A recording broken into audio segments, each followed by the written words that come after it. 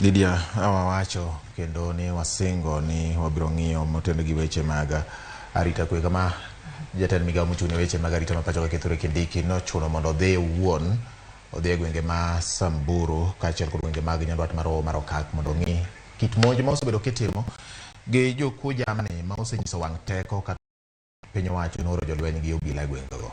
Bende Batinwa miyo nyikwara mogi nonro mar kaka osebedo, kaka nobedo, kendo bende kaka sani weche chal ahinya te gwengego mag Hoho mar Okak gi Samburu, kuonde ma bende arita osebedo ko orochore mokalo, ka bende jamni kwalo to nyaka oganda wito ngimagi ahinya to koyudi Bati wine ma in gi jamni, in magilal kodi to jamni dhi. Luoro ma konyo obedo en kinde ma nyaka jothieth moko ariyo nyicha no onegi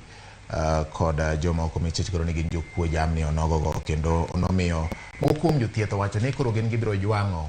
kuonde thieth mayudore ahinya e Hoho ma Kerio kata Kerio Valley mondo kuondego olor. Penjo maduong' en ni koro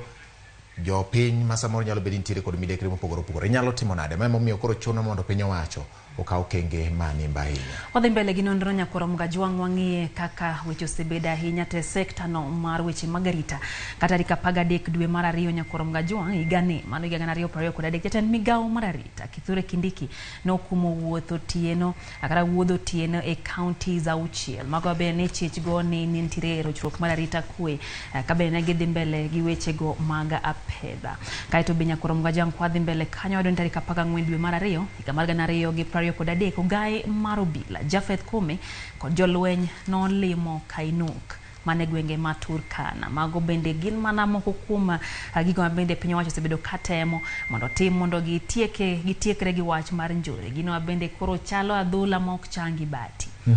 Kawang'iyo kaendi tarik 17 dwe mar ariyo mar higani jolweny ne ochako donjo e Nyandwat mar Hoho mar Okak kaka achiel kuom okenge mag chako rakruok kod jomaundu mane osebedo ka nyiso wang' teko kendo kelo lal mar jamni kaachiel kod ngima oganda. Mano bende ne omiyo nyiso ayanga ni piny owacho nochako chenro mar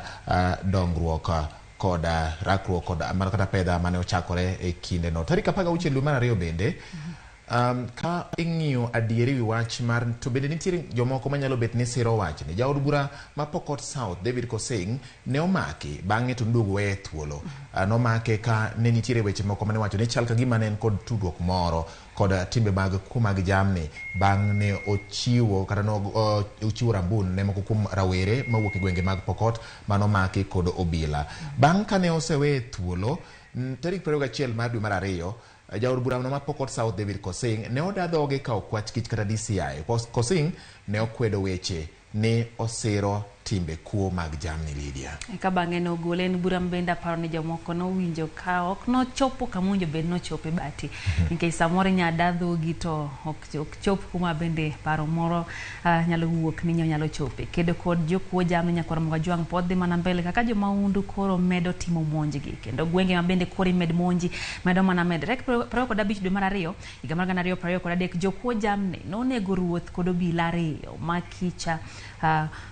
Pora kato gi Samburu sechego Bati kogi kama koro nyako obila inego obedo wach matek ahinya ka bende koro ganda penjore to ka obila mokel mondo mi orit gi ma koro inego gi jonjore ka bang'e ogol CM nyakoro Mgajwang' tarik 26 dwe mar ariyo higa mar 2023 jatend piny onyiso jokwath mondo koro kik wuoth gi gige lweny. Par ni jokwadhe gi moko wuotho gi gige lweny ka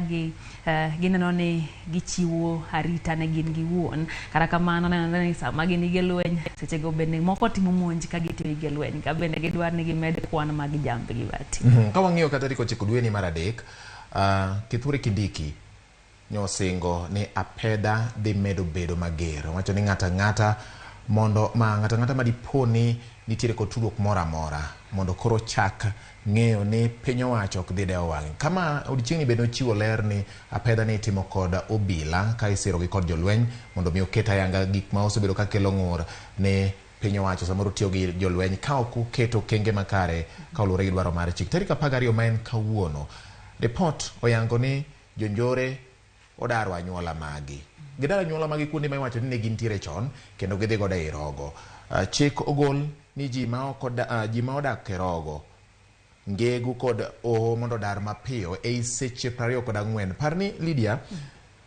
Gima iwacho ni miyo jonjore go odar gi anyuola gi kata familia magi modhi ge rogo. Achiel en ni chike dwaro ni mondo mi monjo tim kata pedho tim ok owinjo bed ni nitiere ngima japiny moro amora miluongo ni raia mabiro ni inyalo hiny e kinde monj ma kamano. To sama jonjore dhi gi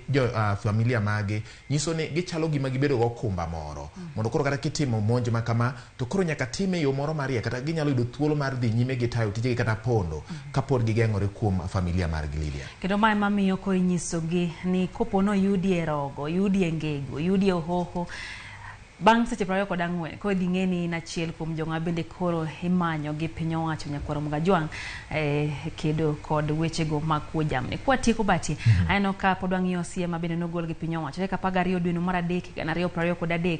no osinga ni apedha koro dhi bedo maliet mokalo mano kawuono bang' kopo bang' seche 24 yudi e hoho mwa kaka wache no apedha koro osesingi kanyo ni dhi bedo maliet. Nyakwaro Mgajwang' mano mana nonro mag wechego mag apedha mosebed kitimo ne jonjorego ka bende en lweny mosebedo kuom thuolo malach, lweny moseyware, lweny mar kedo gi jokuoge mag jamni kaachiel gi jomaundu mag osebedo ka kelo tabu kata ka kelo